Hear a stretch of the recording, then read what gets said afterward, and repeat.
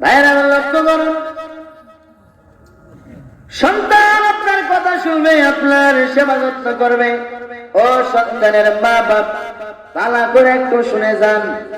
সন্তান আপনার সেবা যত্ন করে না, কারণ এর পিছনে যে সমস্ত কারণ হাদিস শরীফে আছে রে, এই কারণগুলোর মধ্যে যদি আপনার কারণ মিলিয়ে যায়, তাহলে অটোমেটিক সন্তান আপনার কথা শুনতো না। আপনার সন্তানের উপরে যেমন হক আছে, সন্তানও মা বাবার উপরে হক আছে না নাই? জোরে কম। আপনি 5 ওয়াক্ত নামাজি হয়ে যান, রমজান সামনে আসতেছে, রোজাদার হয়ে যান। আপনার সন্তানগুলোর দ্বীনের কথা বলেন, আল্লাহর কথা বলেন, রাসূলের কথা বলেন। কিয়ামতের মাঠে দাঁড়াতে হবে, ভয় সন্তানের দিকান।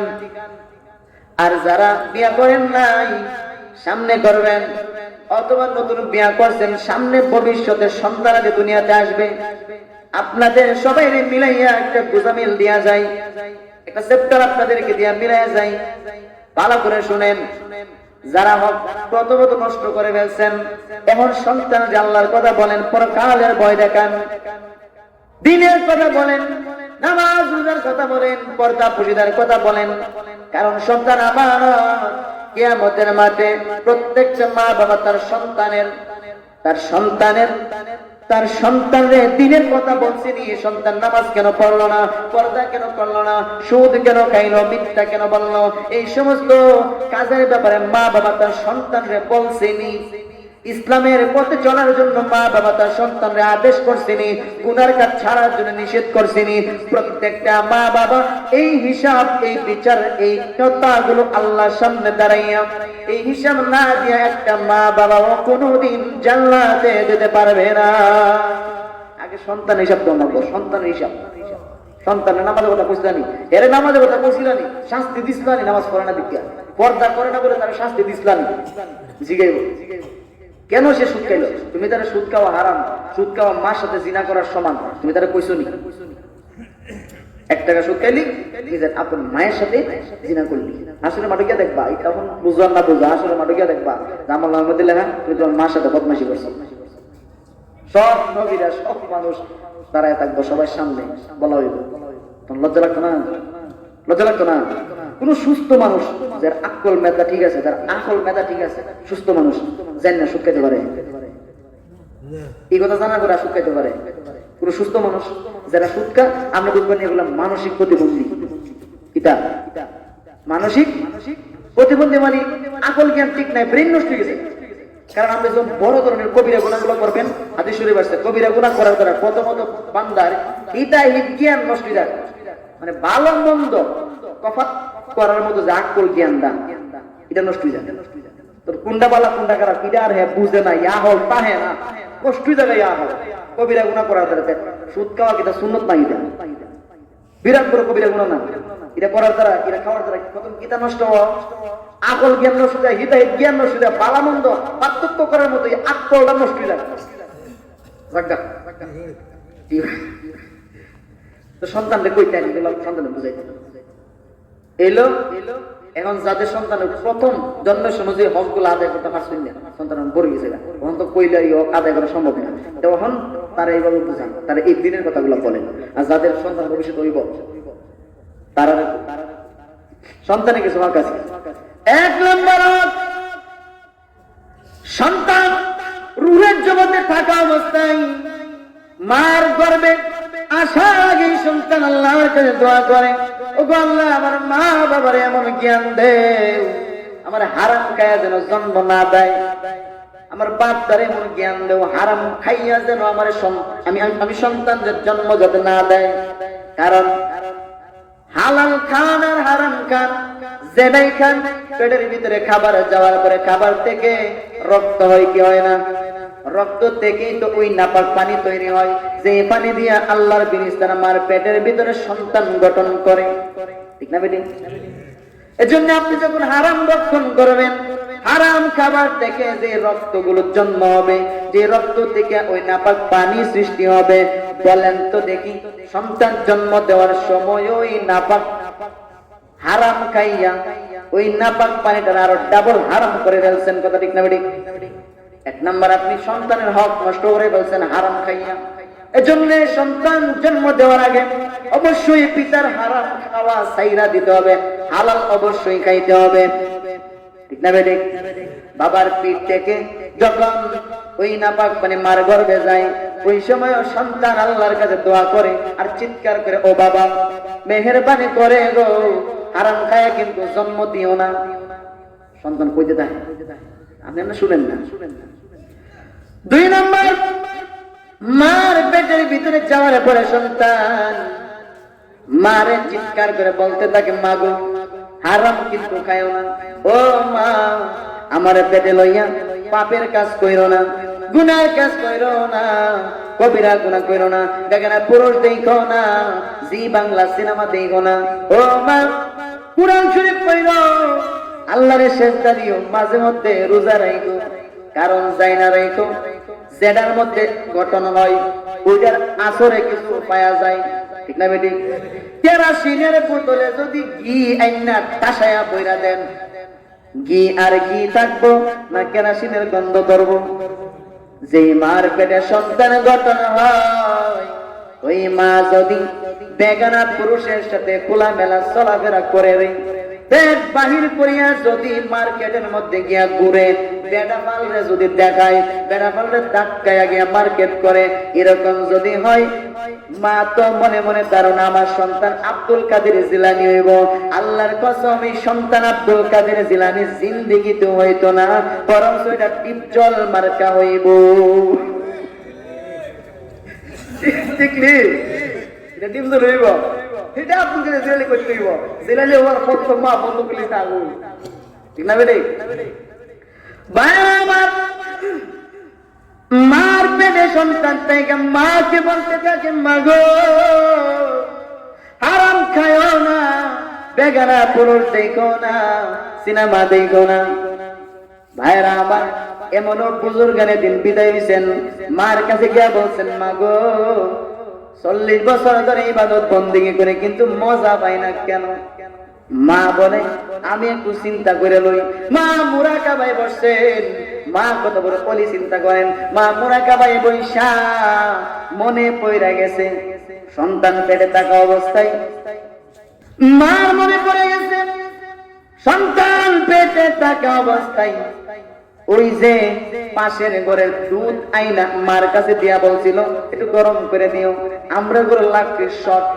মা বলেন, আমি দুধ গরম করে দিছিলাম পাশের ঘরে, ওখান থেকে আমার জানলা, কারণ তুই তো আমার পেটের মধ্যে বাচ্চা থাকলে মার কিন্তু অনেক কিছু জানে চাই, দুধরা দেখা আমার কিন্তু জানে চাই লাইছে, তখন আমি আঙ্গুল দিয়া দুধের শর্টটা উড়াইয়া খাইয়া লাইছিলাম, হয়তো এই কারণে তুই 40 বছর ধরে ইবাদত করে মজা পাস না। মা করে গেছে উঠলে ওই বাড়ি গিয়া মাছ চাইছে, দুধের দাবি ছেড়ে আঙ্গুলটা খাইলে দাবি ছেড়ে আনছে পরে এর মধ্যে পড়তে গিয়ে পুঁতে ইবাদত করে মজা পা। 2 3 নম্বর, সন্তান পৃথিবীতে আসার সাথে সাথে তার 7 দিনের দিনও মাথা কামাইয়া যদি তোমার তৌফিক থাকে চুলগুলোরে ওজন দিবা, চুলের ওজনে স্বর্ণ না পারলে রূপা আল্লাহর রাস্তায় সদকা করে দিবা, দান করে দিবা, তৌফিক থাকে না তাহলে তো উৎসাহ করেন, ঠিক না? চুলের ওজনের কুদ্দুর কাঁচা বিদ্যা 7 দিনে বাচ্চার মাথার চুল আর কুদ্দুরি তাহে এই পরিমাণ স্বর্ণ অথবা রূপা আল্লাহর কাছে সদকা করতে, এতে করলে সন্তানের ফায়দা হবে। 3 নম্বর।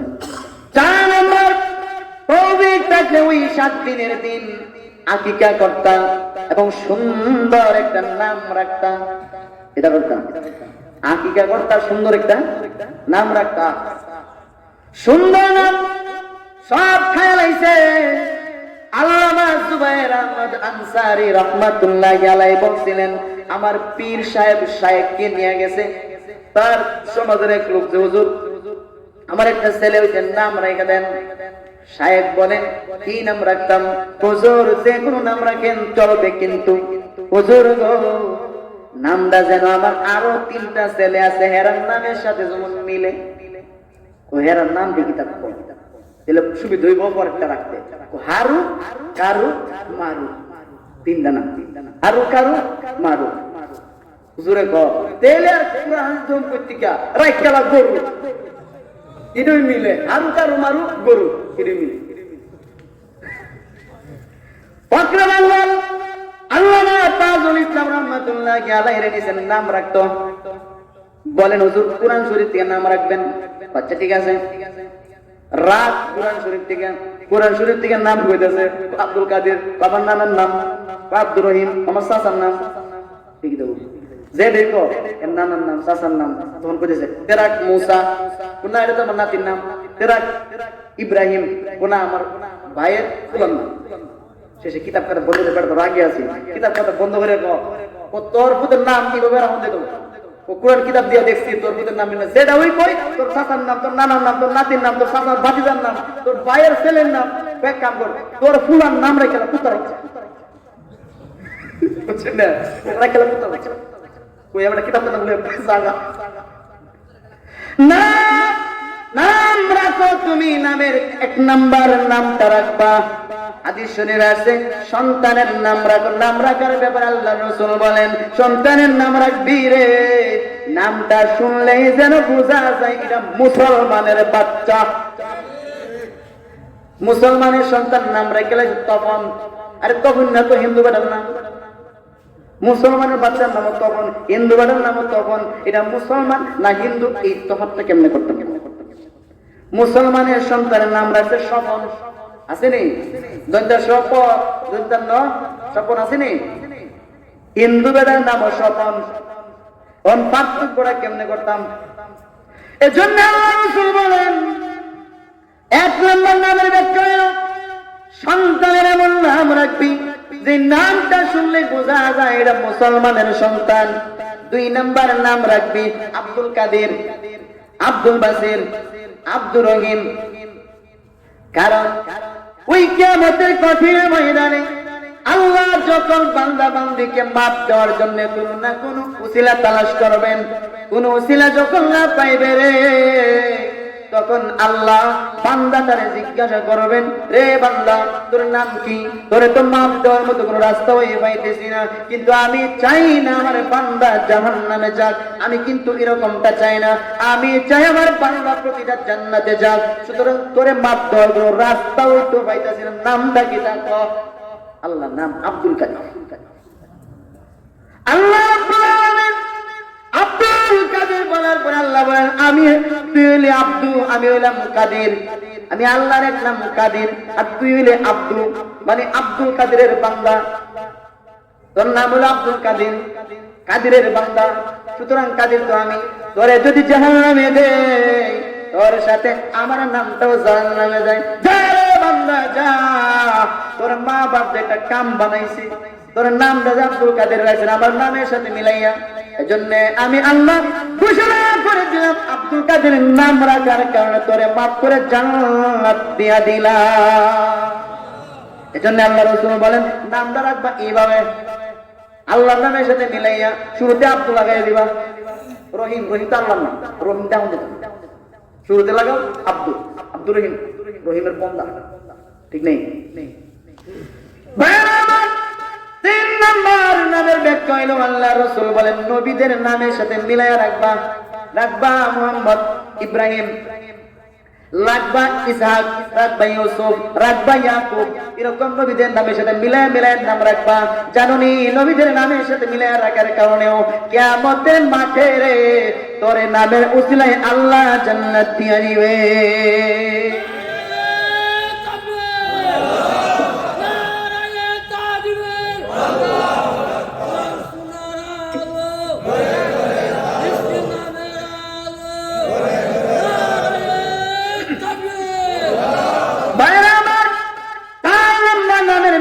নাম রাখো নুরুল ইসলাম নাম রাখো আব্দুল হাফেজ নাম রাখো তাজুল ইসলাম নাম রাখো নুরুদ্দিন এরকম নাম শুনলে বোঝা মুসলমানের বাচ্চা ঠিক নেই নামের অর্থ পালা হুজুরে নেই হুজুর নামটা হইল আমার বাচ্চা কোরআন থেকে রেখে কোরআন তো ফেরাও না আছে রেখেলা দিলে ঠিক নেই এই কথা কইও না যে কোরআন থেকে রাখুন কইলো হুজুর নাম রাখুন ইসলামী নাম কি নাম নাম হুজুর মুসলমানের বাচ্চা ফেরাও না আছে না কোরআন ওরা কেড়ে লইব নিতে এরকম আরো বক্তা কিছু নাম আছে যেগুলা পুরানো আছে, মাহিন পুরানো আছে না, মাহিন মাহিন অর্থ অপদার্থ, এটা অপদার্থ, এটা দার্থ মুখুম বলা, অপদার্থ নামের অর্থ হইল অভদ্র। নাম রেখে লেগেছে বেবি, মেয়ে বাচ্চার নাম রেখে লেগেছে বেবি। আরে ভাই বেবি যারা খেলেছে, বেবি ট্যাক্সি ছোট একটা গাড়ি আছে বেবি ট্যাক্সি, এটা তো চলতে চলতে ইন্টারনেশন তা করছে, কিন্তু আমরা মেয়েরা তো বয়স বাড়বো চলতে চলতে এটা বড়ই হইতো না, তখন তো এটা ইন্টারনেশন টাক দাম নাম ভালো লাগবো। এবার তুমি বিয়া খেয়ে তোমার বাচ্চা কাচ্চা তখন তো রেল গাড়ি নাম লাগবে, ঠিক নেই নাম যেটা রেখে লেবো চিন্তা ভাবনা করে রাখতো। এজন্য নাম রাখার চারটা ব্যাখ্যা তোমাদেরকে দিয়ে গেলাম। এই যুবক ভাই যারা বিয়ে করছো নতুন অথবা ভবিষ্যতে করবা, সন্তানাদি হইলে এরকম নামগুলো রাখবা তো ইনশাআল্লাহ। আজকের বয়ানটা মনে থাকবে তো, যদি এরকম হয় যা এতক্ষণ বললাম যদি এরকম হয়, তাহলে অবশ্যই তোমার সন্তান আব্দুল কাদের জিলানীর মতোই হইবে। জিলানী নাও, জিলানী যাইবে এরকম কোনো কথা না। কিছু বান্দা আছে যেগুলো আল্লাহ সিলেক্টেড, আল্লাহর পক্ষ থেকে ঘোষণা করে। কিছু বান্দা আছে আপনি এখন থেকে নিয়ে মৃত্যু পর্যন্ত আপ্রাণ চেষ্টা, দিন রাত 24 ঘন্টা ইবাদত আমি সব একবারে করা শুরু করলেন, দেখুন আব্দুল কাদের জিলানী হতে দেখুন শাহজালাল হতে পারবেন নি, সম্ভব নেই, এগুলো সিলেক্টেড, ঠিক নেই। তবে এর নমুনাও যায়, এদের যে পদাঙ্ক অনুসরণ করে এরা চলছে, পদাঙ্ক অনুসরণ করলে আপনার প্রতি আল্লাহর মহব্বত, মায়া, ভালোবাসা, ওই সমস্ত কুদরত আসবে, কথা ঠিক না বেঠিক? কিন্তু শাহজালাল তো অসম্ভব, আব্দুল কাদের জিলানী কি অসম্ভব? সম্ভব। তাদের পদাঙ্ক অনুসরণ করে চলা, যারা আল্লাহর রাস্তায় চইলা আল্লাহর রাজিনামা হাসিল করছে, যারা রসুলের মহব্বত অন্তরে নিয়া মহব্বত প্রকাশ কইরা যারা জিন্দেগি চালাইয়া গেছে রসুলের দেখানোর পথে, আল্লাহর বিধান মতে, রসুলের তরিকা অনুযায়ী জিন্দেগি চালাইয়া যারা আল্লাহর কাছে প্রিয় হইয়া গেছে, তাদের মধ্যে চলা চেষ্টা করা, ঠিক না?